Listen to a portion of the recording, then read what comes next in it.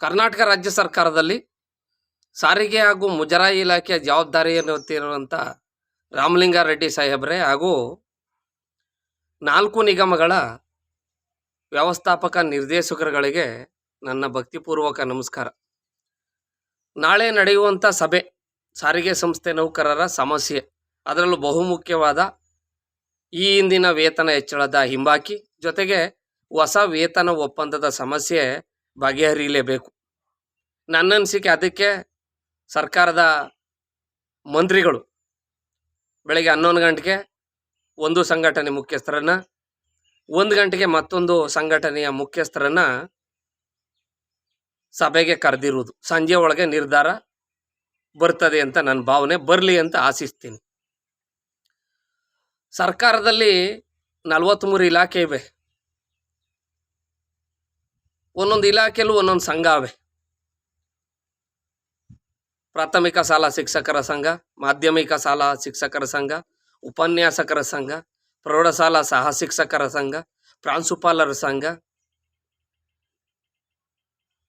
ಅರೆ ವೈದ್ಯಕೀಯ ವೈದ್ಯರ ಸಂಘ, ಈ ರೀತಿ 43 ಇಲಾಖೆಗೂ, ತೋಟಗಾರಿಕೆ ಆಗ್ಬೋದು, ರೇಷ್ಮೆ ಆಗ್ಬೋದು, ಕೃಷಿ ಆಗ್ಬೋದು, ಗೃಹ ಆಗ್ಬೋದು, ಎಲ್ಲ ಇಲಾಖೆಗಳಿಗೂ ಒಂದೊಂದು ಸಂಘ ಇದ್ರೂ ವೇತನ ಹೆಚ್ಚಳ, DA ಸಮಸ್ಯೆಗಳು ಅಂತ ಬಂದಾಗ ವೇತನಕ್ಕೆ ಸಂಬಂಧಪಟ್ಟಂತೆ ಕರ್ನಾಟಕ ರಾಜ್ಯ ಸರ್ಕಾರಿ ನೌಕರರ ಸಂಘದ ನಿರ್ಣಯವನ್ನು ಎಲ್ಲ ಇಲಾಖೆಯ ಎಲ್ಲ ಸಂಘಟನೆಗಳು ಬೆಂಬಲಿಸ್ತವೆ. ಅದೇ ರೀತಿ ಸಾರಿಗೆ ಸಂಸ್ಥೆಯಲ್ಲೂ 16 ಸಂಘಟನೆಗಳಿವೆ. ಜಾತಿಗೊಂದು ಸಂಘಟನೆಗಳು ಸಹ ಇವೆ. ಆದರೆ ವೇತನ ಹೆಚ್ಚಳದ ವಿಚಾರದಲ್ಲಿ ಈ ಸಂಘಟನೆಗಳಲ್ಲಿ 2 ಬಣ. ಈಗಾಗಲೇ ಕರ್ನಾಟಕ ರಾಜ್ಯ ರಸ್ತೆ ಸಾರಿಗೆ ಸಂಸ್ಥೆ ನೌಕರರ ಸಂಘವನ್ನು ಬಿಟ್ಟರೆ ಉಳಿದ ಸಂಘಟನೆಗಳ ಬಗ್ಗೆ ಸಂಸ್ಥೆ ನೌಕರರು ವಾಚಾರ ಗೋಚರ ಅಂತಾರಲ್ಲ, ಬಾಯಿಗೆ ಬಂದಂತೆ ಬೈತಾವ್ರೆ. ಹಾಗಾಗಿ ಅದರ ಪರಿಣಾಮ ಸರ್ಕಾರದ ಮೇಲಾಗ್ತದೆ, ಆಡಳಿತ ಪಕ್ಷದ ಮೇಲಾಗ್ತದೆ. ಏಕೆಂದರೆ ಈ ಹಿಂದಿನ ಸರ್ಕಾರ ಇತ್ತಲ್ಲ, ಇವತ್ತು ವಿರೋಧ ಪಕ್ಷವಾಗಿರುವಂಥ BJP ಸರ್ಕಾರ, ಅವರೇನು ಮಾಡಿದ್ರು, ನಾವು ಅಧಿಕಾರಕ್ಕೆ ಬಂದರೆ ಸಾರಿಗೆ ಸಂಸ್ಥೆ ನೌಕರರ ಸಮಸ್ಯೆ ಬಗೆಹರಿಸ್ತೀವಿ, ಸರ್ಕಾರಿ ನೌಕರರಾಗಿ ಮಾಡ್ತೀವಿ ಅಂದರು. ಅಧಿಕಾರಕ್ಕೆ ಬಂದರು, ಇಲ್ಲ ಮಾಡೋಕ್ಕಾಗೋದಿಲ್ಲ, ವೇತನ ಆಯೋಗದ ಶಿಫಾರಸನ್ನು ಅಳವಡಿಸ್ತೀವಿ ಅಂದರು. ಅದು ಅಳವಡಿಸೋಕ್ಕಾಗಲಿಲ್ಲ. ಮುಷ್ಕರ ನಡೆಯಿತು, 10,000ಕ್ಕೂ ಹೆಚ್ಚು ನೌಕರರ ಮನೆ ಹಾಳಾಯಿತು. ಅದರ ಹಿನ್ನೆಲೆಯಲ್ಲಿ ಬೇಸತ್ತೋಗಿ ಈ ಹಿಂದಿನ ಪ್ರಾದೇಶಿಕ ಪಕ್ಷದ ಮುಖ್ಯಮಂತ್ರಿಗಳಾಗಿದ್ದಾಗ ನನ್ನ ಕೈಲೇನಿದದಪ್ಪ, ನಾನು ಸಂಪೂರ್ಣ ಬಹುಮತ ಬರಲಿಲ್ಲ ಅಂದ್ಬಿಟ್ರು ಅಂತೇಳಿ ಮುನ್ಸ್ಕೊಂಡು ಅವತ್ತು ನಾನು ಆ ಪಕ್ಷದಲ್ಲಿ ಸಕ್ರಿಯವಾಗಿ ಗುರುತಿಸಿಕೊಂಡಿದ್ದೆ. ಸಾರಿಗೆ ಸಂಸ್ಥೆ ನೌಕರರು ಎಸ್ಮಾ ಕಾಯ್ದೆಯಡಿ ಕರ್ತವ್ಯ ನಿರ್ವಹಿಸ್ತಾ ಇರೋದ್ರಿಂದ ವೇತನ ಆಯೋಗ ಜಾರಿಯಾದಾಗ ಯಥಾವತ್ತು ಅಳವಡಿಸ್ಕೊಂಡು ವೈದ್ಯಕೀಯ ಸವಲತ್ತುಗಳನ್ನು ನೀಡಲಾಗುವುದು ಅಂತ ಪಕ್ಷದಲ್ಲಿ ಪ್ರಣಾಳಿಕೆಯಲ್ಲಿ ಮೊದಲು ಹಾಕ್ಸಿದ್ದು ನಾನು. ಆದರೆ ಅದನ್ನು ನಮ್ಮದೇ ಸಂಸ್ಥೆ ನೌಕರರು, ಕರ್ನಾಟಕ ರಾಜ್ಯ ರಸ್ತೆ ಸಾರಿಗೆ ಸಂಸ್ಥೆ ನೌಕರರ ಕೂಟದ ಅಧ್ಯಕ್ಷರು ಕೈ ಹಿಡೀರಿ ಅಂದ್ಬಿಟ್ಟು ನಾನು ಪ್ರಣಾಳಿಕೆಯಲ್ಲಿ ಹಾಕ್ಸಿದ್ದೀನಿ, BJP ಅವ್ರು ಮಾಡೋದು ಸಾಕು, JDSನವ್ರು ಮಾಡೋದು ಸಾಕು ಅಂಥೇಳಿ ಅವತ್ತು ಸಾರಿಗೆ ಸಂಸ್ಥೆಯ 90ರಷ್ಟು ಹೆಚ್ಚು ಶೇಕಡಾವಾರು ನೌಕರರು ಕಾಂಗ್ರೆಸ್ ಪಕ್ಷವನ್ನು ಕೈ ಹಿಡಲಾಗಿ 136 ಸ್ಥಾನ ಬತ್ತು. ಸಾರಿಗೆ ಸಚಿವರೇ, ಇವ್ರು ಮಾಡ್ತಾ ಇರ್ತಕ್ಕಂಥ ಗೊಂದಲ ದ್ವಂದ್ವ ನೀತಿಗಳಿಂದ ನಿಮ್ಮ ಪಕ್ಷದ ಮೇಲೂ ಸಂಸ್ಥೆ ನೌಕರರು ಮುನ್ಸ್ಕೊಂಡಿದ್ದಾರೆ. ಈಗ ನಾಳೆ ಒಂದು ನಿರ್ಧಾರಕ್ಕೆ ಬರಬೇಕು ನೀವು. ಇವರಿಬ್ಬರು ಒಮ್ಮತ್ತು ಬರಲಿಲ್ವೇ, ಇಂಥ ಸಂಘಟನೆಗಳೇ ಬೇಡಿ ಸಂಸ್ಥೆಗೆ. ಮುಂದೆ ಚುನಾವಣೆ ನಡೆಯ ತನಕ ಯಾವುದೇ ಸಂಘಟನೆಗಳಿಲ್ಲ ಅಂತೇಳಿ ಹಿಂದೆ PGR ಸಿಂಧಿಯಾ ಮಾಡಿದ್ರಲ್ಲ, ಆ ರೀತಿ ಇರುವ 16 ಸಂಘಟನೆಗಳನ್ನು ಬರ್ಖಾಸ್ತು ಮಾಡಿ ಏಕಪಕ್ಷೀಯವಾಗಿ ನೀವು ನಿರ್ಧಾರ ತಗೊಳ್ಳೇಬೇಕು. ನಿರ್ಧಾರವನ್ನು ತೆಗೆದುಕೊಳ್ಳಿಲ್ಲ, ಮುಂದಿನ ನಡೆಯತಕ್ಕಂಥ ಗ್ರಾಮ ಪಂಚಾಯತಿ, ಜಿಲ್ಲಾ ಪಂಚಾಯತಿ, BBMP ಯಾವ್ಯಾವ ಸ್ಥಳೀಯ ಸಂಸ್ಥೆಗಳು ಚುನಾವಣೆಗಳು ಬರ್ತದೋ ಆ ಚುನಾವಣೆಗಳಲ್ಲಿ ಸಾರಿಗೆ ಸಂಸ್ಥೆ ನೌಕರರು ನಿಮ್ಮ ಪಕ್ಷದ ವಿರುದ್ಧವಾಗಿ ಮತ ಹಾಕುವುದರ ಮೂಲಕ ನಿರ್ಣಯ ಕೈಗೊಳ್ತಾರೆ. ಸಂಘಟನೆಗಳು ಬಿಡಿ, ಇವ್ರ ಸಂಸ್ಥೆ ಉದ್ಧಾರ ಮಾಡೋಕೆ, ಸಂಸ್ಥೆ ನೌಕರರು ಉದ್ಧಾರ ಮಾಡೋಕೆ ಸಂಘಟನೆ ಕಟ್ಟಲಿಲ್ಲ. ಇವರು ಹೊಟ್ಟೆಪಾಡಿಗೆ ಸಂಘಟನೆ ಕಟ್ಕೊಂಡಿರೋರು.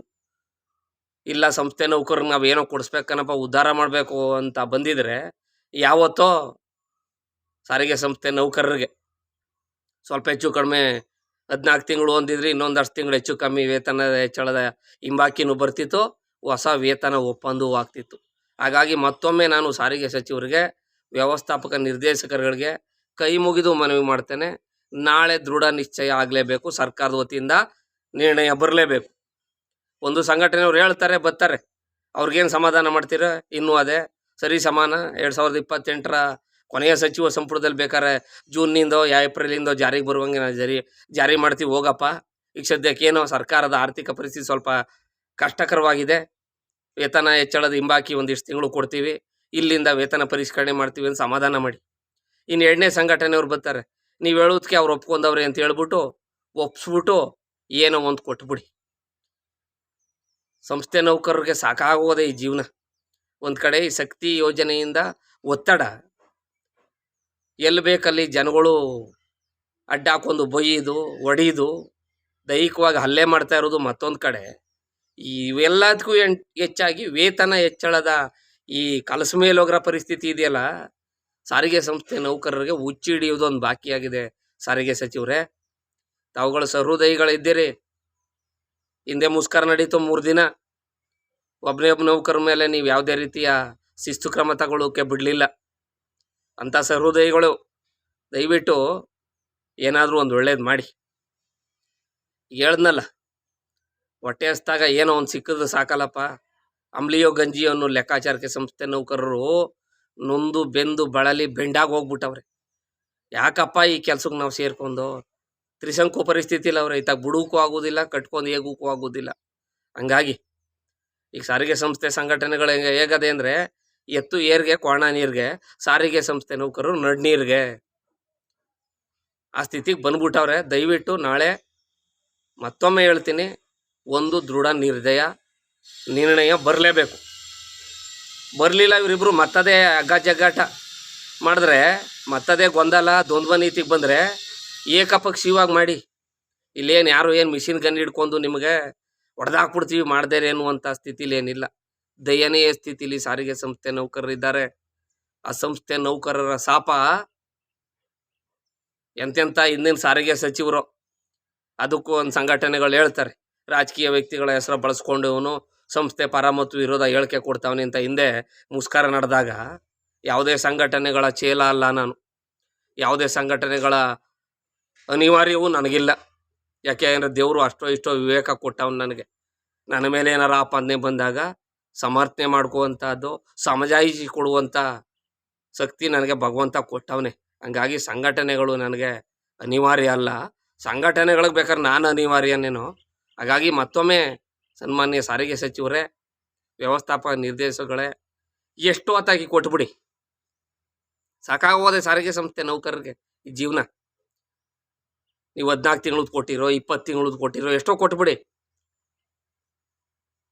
2024ರಿಂದ ಮಾಡಿರೋ, 25ರಿಂದ ಮಾಡಿರೋ, 26ರಿಂದ ಮಾಡಿರೋ, ಏನೋ ಒಂದು ಮಾಡಿಬಿಡಿ. ಇದೊಂದು ಮಗ್ಲು ಮುಳ್ಳ ಒಳ್ಬಿಟ್ರೆ ಸಾರಿಗೆ ಸಂಸ್ಥೆ ನೌಕರರು ಮುಂದಕ್ಕಿಂತ ಪರಿಸ್ಥಿತಿ ಬರುವುದಿಲ್ಲ.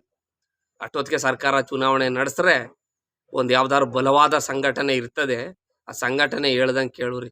ಇದಕ್ಕೆಲ್ಲ ಮೂಲ ಕಾರಣ ಇದೆಯೇ. ನಿಮ್ಮವೆಲ್ಲ ಮುಗಿಲಿ ಸರ್ಕಾರದವು, ಸ್ಥಳೀಯ ಸಂಸ್ಥೆಗಳು, ಜಿಲ್ಲಾ ಪಂಚಾಯತಿ, ತಾಲೂಕ್ ಪಂಚಾಯತಿ, ಗ್ರಾಮ ಪಂಚಾಯತಿ, BBMP ಎಲ್ಲ. ಅದಾದಮೇಲೆ ಇದಕ್ಕೂ ಅಥವಾ ಘೋಷಣೆ ಮಾಡಿಬಿಡ್ರಿ. ನಿಮ್ಮ ಕಾಲದಲ್ಲಿ ಇದು ಒಂಚೂರು ಚುನಾವಣೆ ನಡೆದು ಹೋಗಲಿ ಅನ್ನೋದು ನನ್ನ ಅನಿಸಿಕೆ. ಎನಿವೇ ಸ್ನೇಹಿತರೆ, ಭಗವಂತ ಎಲ್ಲರೂ ಒಳ್ಳೇದು ಮಾಡಿ ನಾಳೆ ಒಂದು ಒಳ್ಳೆ ಸುದ್ದಿ ಹೊರಬರಲಿ ಅಂತ ಹೇಳ್ತಾ ನನ್ನ ಈ ಸಾಮಾಜಿಕ ಜಾಲತಾಣದ ಪೂರ್ಣ ವಿರಾಮ ಆಗ್ತಾ ಇದ್ದೀನಿ ವಿಡಿಯೋಗೆ. ಜೈ ಹಿಂದ್, ಜೈ ಕರ್ನಾಟಕ ಮಾತೆ, ಶುಭ ದಿನ.